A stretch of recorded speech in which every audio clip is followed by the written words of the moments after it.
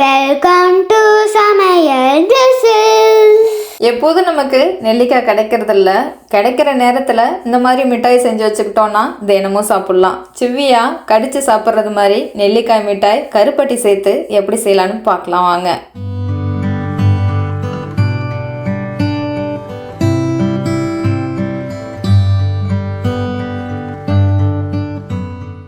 சத்துக்கள் அதிகம் இருந்தால் அந்த ஃபுட்டை சூப்பர் ஃபுட்டுன்னு சொல்லுவாங்க.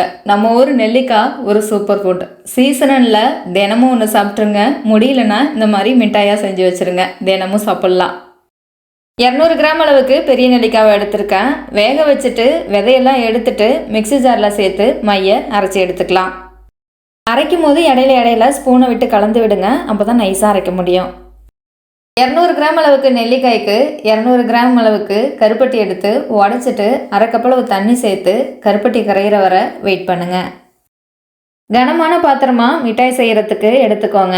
கருப்பட்டி கரைஞ்சதும் மண் தூசி இருக்கும். கருப்பட்டியை வடிகட்டிட்டு சேர்த்துக்கோங்க.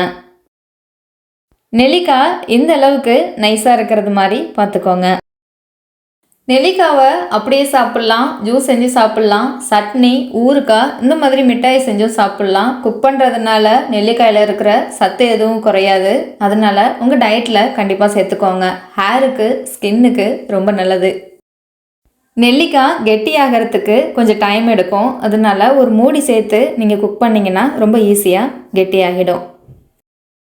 நெல்லிக்காய் இந்த அளவுக்கு கெட்டியான பிறகு ஒரு துளி காரத்துக்காகவும் வாசனைக்காகவும் ஒரு 1/4 டீஸ்பூன் அளவுக்கு சுக்கு பவுடர் சேர்த்துக்கங்க. நெல்லிக்காய் பாத்திரத்தில் ஒட்டாமல் வர்றதுக்கு ஒரு டேபிள் ஸ்பூன் அளவுக்கு நெய் சேர்த்துக்கோங்க. நெல்லிக்காய் மிட்டாய் இந்த அளவுக்கு குக்காகி சுருண்டு வரும்போது 2 டீஸ்பூன் அளவுக்கு எலுமிச்சை சாறு சேர்த்துக்கோங்க. கெட்டு போகாமல் ரொம்ப நாளைக்கு இருக்கும். நெல்லிக்காயில் இருக்கிற எல்லா தண்ணியும் குக்காகி பாத்திரத்தில் ஒட்டாமல் ஒன்று போல் திரண்டு வரும்போது நெல்லிக்காவை இறக்கிடலாம். நம்ம கருப்பட்டி சேர்த்து செஞ்சுருக்கிறதுனால மிட்டாய் பார்க்குறதுக்கு சும்மா ஜம்முன்னு இருக்குது. ரெடியானதும் இந்த மாதிரி நெய் தடவின பாத்திரத்தில் சேர்த்துடுங்க. இல்லைன்னா ஒரு பட்டர் சீட்டை வச்சுட்டு மிட்டாயை சேர்த்துடுங்க. இந்த மாதிரி சமப்படுத்தி வச்சுக்கிட்டிங்கன்னா துண்டு போடுறதுக்கு ரொம்ப ஈஸியாக இருக்கும். 1 மணி நேரத்துலேருந்து 2 மணி நேரத்துக்குள்ளே செட் ஆகிடும். உங்களுக்கு பிடிச்ச மாதிரி நீங்கள் ஷேப் பண்ணி வச்சுக்கலாம். பாத்திரத்தில் ஒட்டியிருக்கிற நெல்லிக்காயை அடுப்பில் லேசாக சூடு பண்ணிங்கன்னா போதும். எல்லாமே உங்களுக்கு எடுக்கிறதுக்கு ஈஸியாக வந்துடும்.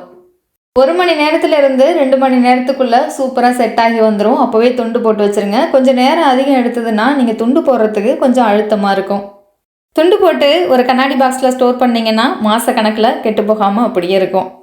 ரெடியானதும் நெல்லிக்காய் மிட்டாயை எடுத்து சாப்பிட்டு பாருங்கள். செம்மையாக இருக்கும். இதே மாதிரியே நீங்களும் ட்ரை பண்ணிவிட்டு எப்படி வந்துச்சுன்னு கமெண்ட்டில் சொல்லுங்கள். வீடியோ பிடிச்சிருந்தா வீடியோக்கு ஒரு லைக் பண்ணுங்கள். வீடியோவை ஃப்ரெண்ட்ஸ் அண்ட் ஃபேமிலிக்கு ஷேர் பண்ணுங்கள். ஹெல்த்தி அண்ட் சிம்பிள் ரெசிபிக்கு சப்ஸ்கிரைப் சமையல் டிஷ்ஷஸ்.